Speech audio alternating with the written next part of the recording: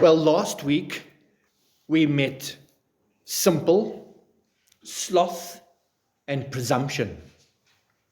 We learned that these are people we must try and help, absolutely. They're not faithful, obedient disciples. So we invite them to attend services, to grow and become like Christ. Take that off. But there will come a time, when we must decide. So far and no further. They are determined to carry on and continue in their choices. Simple, sloth, and presumption. Today we meet formalist and hypocrisy. Now, before we get to them, I want to share my preaching strategy with you going forward. There are many scenes in Pilgrim's Progress that are truly encouraging. And if I spend time on every single scene, we will be here for the next 6 months. I sense that I should select the main scenes that Calvary will benefit from, and then get to our exposition of John. So I've given myself about 6 weeks to get from formalist and hypocrisy this morning to the celestial city. Again, I must remind you that this is not a children's story. There are valuable theological, intellectual, and practical lessons in each scene. So let's get to the story, shall we? And as he was troubled about the 3 sleeping men, you remember? Simple sloth and presumption. He spotted 2 men tumbling over the wall on the left and on the side of the narrow way. They soon caught up with Christian and entered into conversation with him. The name of the one was Formalist, and the name of the other, Hypocrisy. Christian asked, "Gentlemen, where have you come from and where are you going?" Formalist and Hypocrisy answered, "We are born in the land of vainglory, and we are going to the celestial city for reward." Christian responded, "Why did you not enter in at the gate, which stands at the beginning of the way? Do you not know that it is written that the one who does not enter by the gate, but climbs up over another way, that person is a thief and a robber?"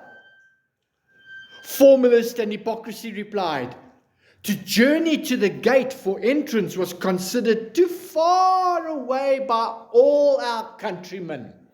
Besides all that, our custom is always to make a shortcut and climb over the wall." Klink soos 'n boerbakke plan. 'n Engelsman weet klaar daarvan. Christian replied, "But will it not be counted a trespass against the Lord of the city we were going to? Climbing over the wall violates his revealed will." Formalist and Hypocrisy told Christian that he need not trouble his head about this. Don't split hairs. Isn't that true today? So many are not interested in truth and theology. In fact, pulpits apologize for mentioning the big D word or the big T word, doctrine or theology. One pastor I saw on YouTube said, "Forgive me for quoting some Bible." And they say you're splitting hairs and you're being divisive.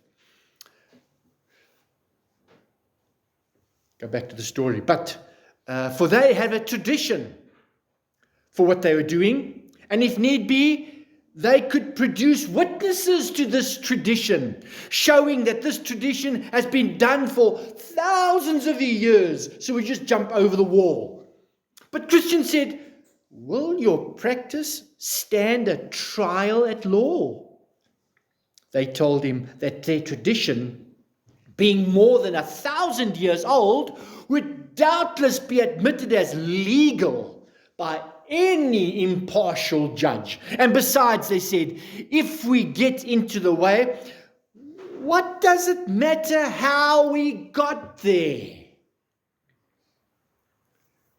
We are all in. And we are in.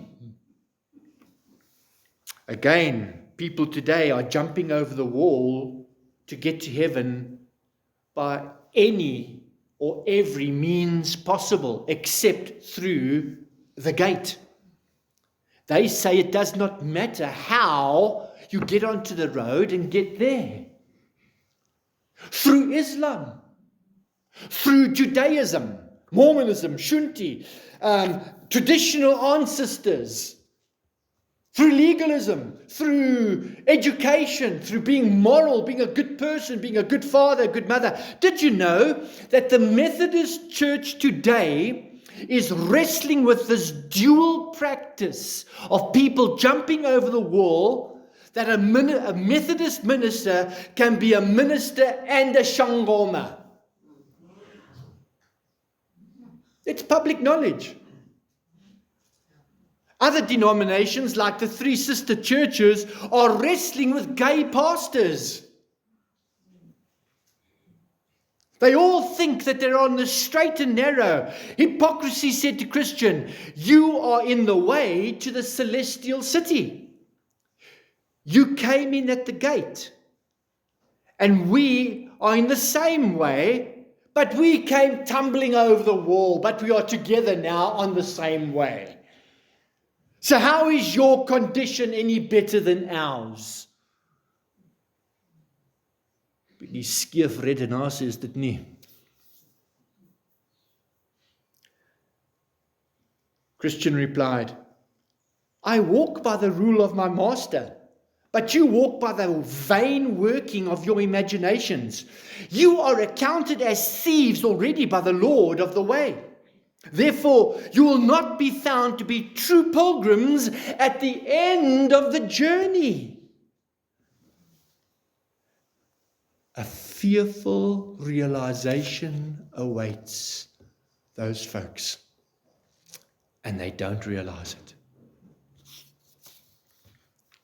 You came in by your own way without his direction, and you shall go out by yourselves without his mercy. And that's what Christian warned them. You came in by your own way, and you'll end up in your own way without his mercy. To this they muttered under their breath. They only told Christian to pay attention to himself. Then I saw that they went on their ways without much conversation with one another, except that the two men told Christian that as to laws and ordinances, they had no doubt, but that they were as careful to do them as he was. Mooi so, dit gaan niks help nie. Therefore, they said, we do not see how you differ from us, except for the coat that is on your back. Ah, they recognized he's got something they haven't, which probably was given to you by some of your neighbors to hide the shame of your nakedness. Christian answered, you cannot be saved by laws and ordinances, and you did not come in through the narrow gate. And for this coat, which is on my back, it was given to me by the Lord of the place where I'm going. And just as you say, it does cover my nakedness. It's his righteousness. I take this as a token of his kindness to me, for I have nothing but rags before this. With this I comfort myself as I go. Surely when I come to the gate of the celestial city, the Lord will recognize me, since I have his coat on my back. A coat which he gave me on the day when he stripped me of my rags. I have, moreover, a mark on my forehead, which perhaps you have not noticed, which one of my Lord's most intimate associates fixed there on the day that my burden fell off my shoulders. I tell you furthermore that when I was then given a sealed scroll to comfort me by reading it as I travel along the way. I was also told to turn the scroll in when I get to the celestial gate as my authorization to enter. I love this imagination and the symbolism of all this. It's so biblical. But you lack all these things, since you did not enter the narrow gate. To this they gave him no answer. They only looked at each other and laughed. And I saw that they went on, and that Christian walked on ahead, no longer talking to formalist and hypocrisy. He often read the scroll that was given to him, and it gave him refreshment. Again, friends, this is not to be mistaken as a children's story. As we travel with Christian in Pilgrim's Progress, we are comforted with soul-searching topics. Remember, this book is an allegory. Every scene symbolizes a vitally up-to-date, important truth for you and I today. Topics written by Bunyan in the 1600s, yet so relevant for us today. And we will do well to pay attention. Remember in his brief encounter with them, those three sleeping guys, Christian woke simple sloth and presumption and offered to help them with their irons and their chains. But they were unconcerned and soon laid down again, and Christian had no choice to go on alone.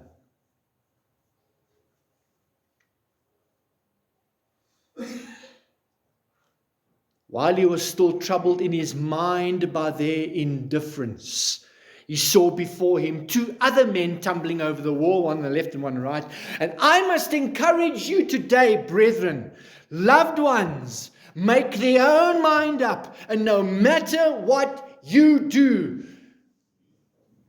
they will not change their minds. Simple sloth and presumption. Instead, I encourage you to take this to the Lord and beg him to sovereignly come to them, that he will convict them of their sin and their debt to God. The psalmist describes it as, may their pillows be wet with tears. Good. I know that experience. Beg God to have mercy on them and that he will call them, draw them, and convert them. We can do no more than that.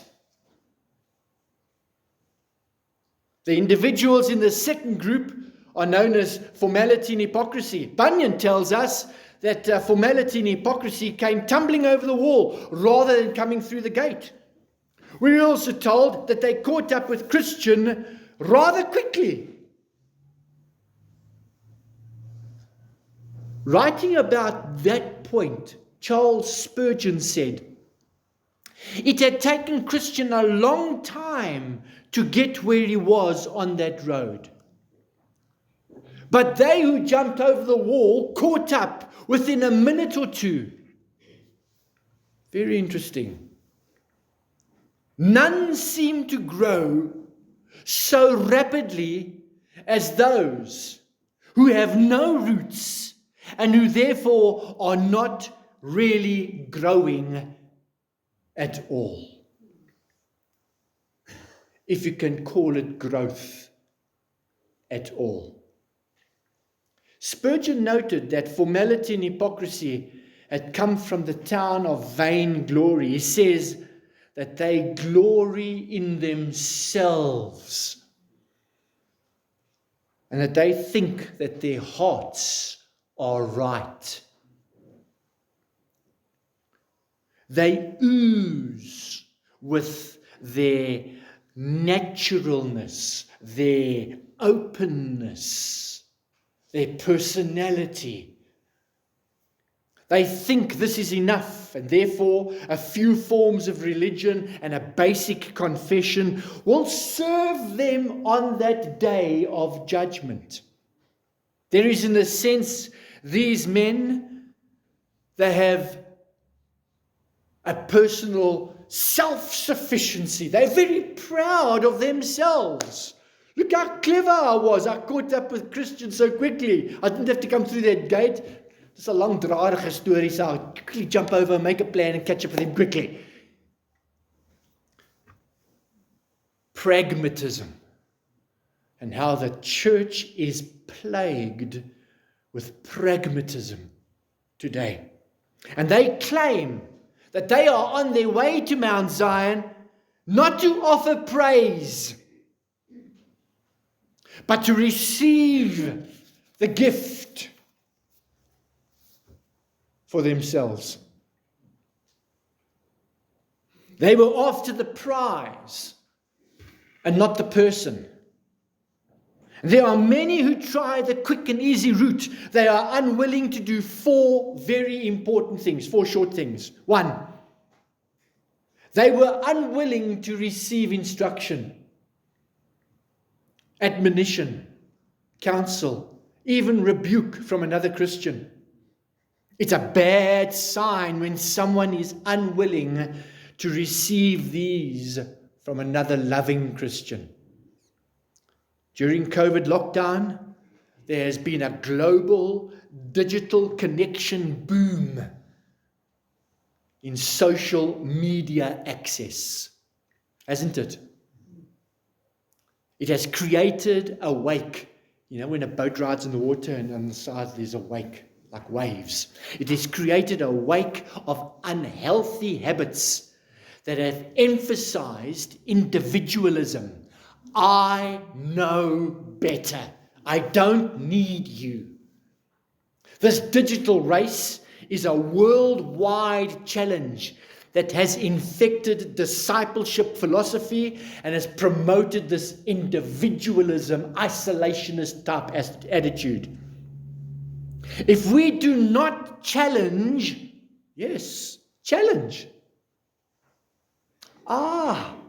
Christians, if we do not challenge these sleeping sloth, simple and presumption, these individualistic and isolation habits, believers will miss out on a corporate dimension of their discipling maturity in Christ. How sad is that? In our community, even our families, the postmodern culture prefers privacy. It's a private affair. It's got nothing to do with you. They insist on limiting other people's insight into their lives, and they resist accountability. This isolationist preference is an obstacle to evangelism and meaningful discipleship of believers. You see the challenge that we are facing today as a church?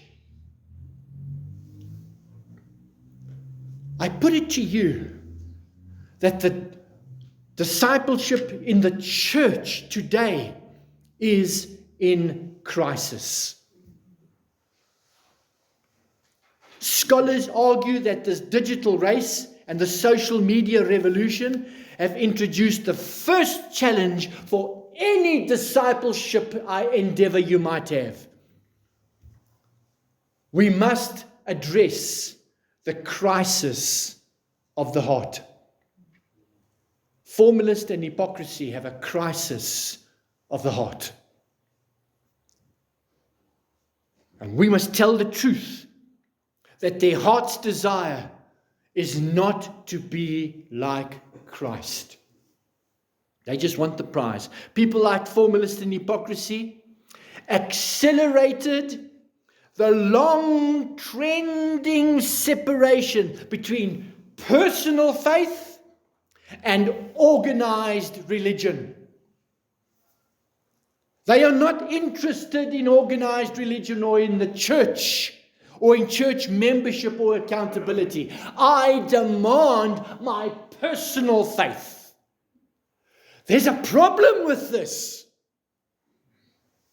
Friends, we must agree that the de-churched disciples love the Lord, yes, but cannot continue the way they are and jump over the wall. Believers belong to the body of Christ. There is no room for individualism. 1 Corinthians 12 teaches us that Christ is forming a people who are corporately united. Being a member of a local church and being on the membership roll is not sufficient. Believers are urged to resume fellowship with others and to pursue deliberate, intentional discipleship. Not just feel-good relationships, but transparent, truthful relationships that speak the truth one to another. Sloth, wake up. Presumption, come now.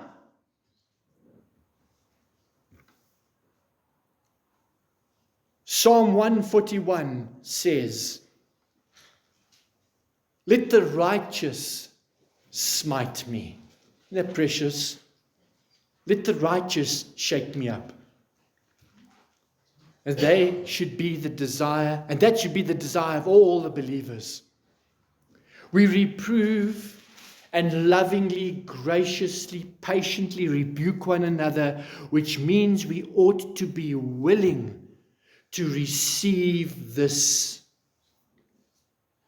Proverbs 15:10 tells us that correction is grievous to him who forsakes the way, but he who hates reproof will die. Formality and hypocrisy absolutely hated reproof, and they certainly did not want to be instructed. Secondly, they were unwilling to admit that they had any need. Galatians 6:3 reminds us that if a man thinks he's something when he is nothing, he deceives himself. It says there in verse 3, Galatians 6, verse 3. For if anyone thinks himself to be something, then he is nothing. He deceives himself. But let each one examine his own work, and then he will have rejoicing in himself alone and not in another. For each one shall bear his own load. You're responsible to carry the cross. You alone.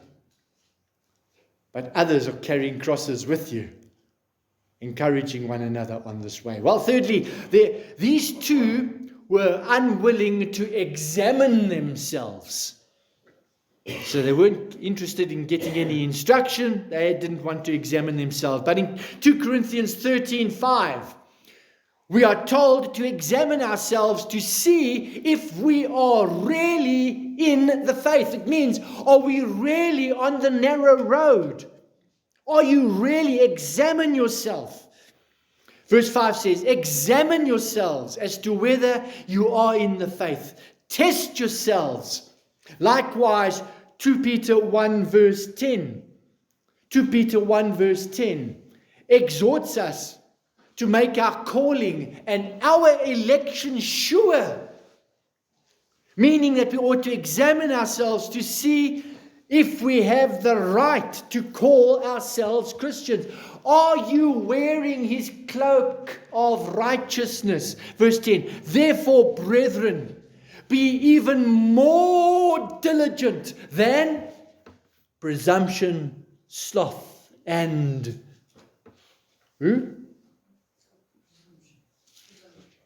presumption, sloth, and Simple. Well done. Just testing. Testing myself. Therefore, brethren, you are even more diligent to make yourself, to make your call and election sure. For if you do these things, you will never stumble. Fourthly, they were unwilling to make any substantial changes and be like Christ, claiming, we are just fine the way we are. We don't need to change. That's a bad sign. When we come to a place and we say, like the Laodiceans in Revelation 3, maybe not outwardly, but certainly inwardly, you've got no desire to change. It says in Revelation 3, I'm rich and have increase of goods. I have need of nothing. And the Lord says to us in response, you are wretched, poor, blind, naked, and stand in need of all things. Through all of this, formality and hypocrisy have convinced themselves that they are doing all right spiritually. And they gave Christian these 4 reasons why they thought this was okay. Well, another short reasons. Let's quickly look at their reasons. They based their reasons, they thought they were okay, because it was a popular opinion. A whole town of vainglory thought this was okay. And everyone from their country considered the gate to be far away. Going by the way of the gate was simply too much trouble for them. It required too much effort. Many hypocrites and legalists attend megachurches. Why? Associating with what appears popular comforts them and assures them that they are okay. They can hide. The second reason these two gave Christian for coming the way that they did was that going through the gate wasn't what most of the churches taught as the way. It was not something that they were taught. They weren't taught how to become Christians. They weren't taught the gospel. Going by the way of the gate, they said, wasn't the usual way that people became Christians. They were ignorant of the gospel. Christians' way of entering was to them not how people usually get into the way. This gospel was foreign to them, as it is today. Through conviction of sin and repentance. There are churches that practice catechism classes and then confirmation. My concern is that the gospel is not taught there, and then at the confirmation service, they leap over the wall, and people think because they are now confirmed members of the church, they are going to heaven. Mooi so. Ek is 'n lid van die kerk. Ek is aangeneem. It doesn't matter how you live and how you live after that. In Bunyan's day, people thought that they don't have to have a conversion experience or believe in Christ. You just have to be a member of the state church. So they convinced themselves that that popular message was good enough and you don't have to repent. The third reason formality and hypocrisy also gave Christian for believing that they were doing okay spiritually was that of antiquity or history. Very interesting for our culture. They claimed that what they were doing was the way that people had done it for at least 1,000 years.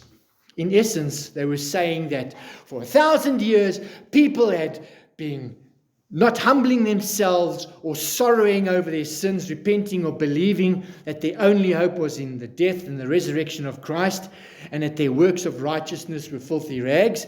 They thought taking the shortcut, that's the way it's done. You know, my grandfather did it, my mother did it, my great-grandfather did it.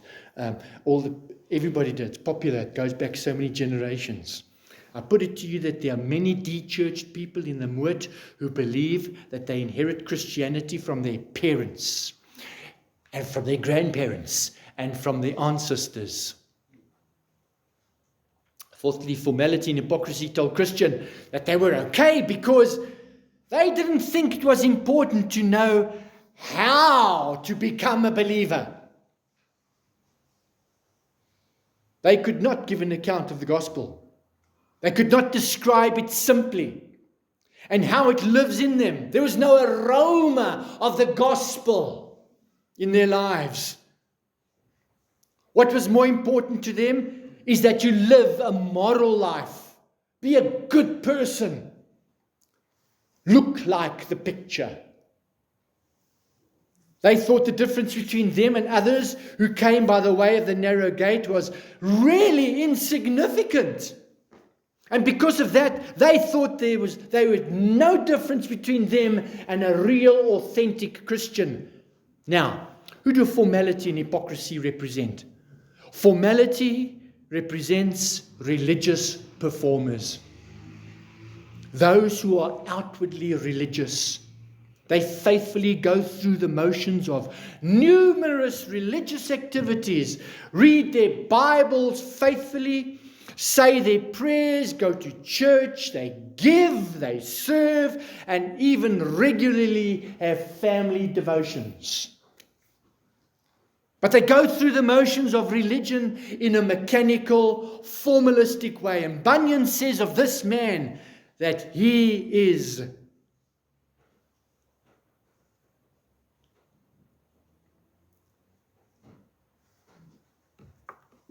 a bit of a typo here in my notes. He said that he's nothing but really a shell of religion. How's that? How sad is that? Here he's likening them to 2 Timothy 3 verse 5. 2 Timothy 3 verse 5. Who have a form of godliness, but have never experienced the power of the gospel. 2 Timothy 3 verse 5 says, having a form of godliness, but denying its power. And from such people stay away. For of this sort are those who creep into households and make captives of gullible women, loaded down with sins, led away by various lusts, always learning and never able to come to the knowledge of the truth. Outwardly, these people seem to be like Christians. They make a confession of Christianity, but their actions speak louder than their words. Even their no action speaks louder than their words. By their ungodly behavior, they show that they are living a lie. There's no evidence of the power of God in their lives. They don't smell like a Christian. They look like one. While there might have been some reformation in their life, there was never regeneration and transformation into Christ-likeness. This is the formalist, and they are religious performers. Well, what about hypocrisy? If formality is a religious performer, then hypocrisy is a religious pretender. Like Queen sang, oh, I'm the great pretender. Remember? What a wonderful voice he had. Hypocrisy is like formality in the sense that both of them go through the motions of external religion. And both of them are more interested in self-gratification than they are on being reconciled to God. But they are different in the sense that formality is sincere. Sincerity is not good enough. It doesn't get you to heaven. The one performs while the other pretends. Formality probably had some faith in his religious forms. He thought that might save him. He probably had some belief in the importance of his religious ceremonies. Hypocrisy didn't believe in what he was doing at all. Instead, he went through the motions only because he thought it would make him look better. Then doing these things would make him worth more in the sight of people. Hypocrisy personifies counterfeit religion. He goes through the motions outwardly, while he himself is essentially inwardly irreligious. He masquerades as a Christian and plays the role deceptively. He has been rightly compared to a painted fire that gives off no warmth. He is also like painted flowers that give off no fragrance or aroma, or like painted trees that produce no fruit. Friend, let me leave you with this final question. Who are you? Are you a painting or the real thing? If you need to speak to someone about this, please don't hesitate. Amen. Father, we thank you for your word. We thank you for the Holy Spirit that just stirs in us, that we might examine ourselves if we are in the faith or not. I'd far rather have this conversation today than at the gates of the celestial city when it is too late. I pray for those, Lord, who hear my voice. Come to us and be gracious, beloved Holy Spirit. Speak to us, stirring us, convict us. Draw us to Christ for your name's sake. Amen.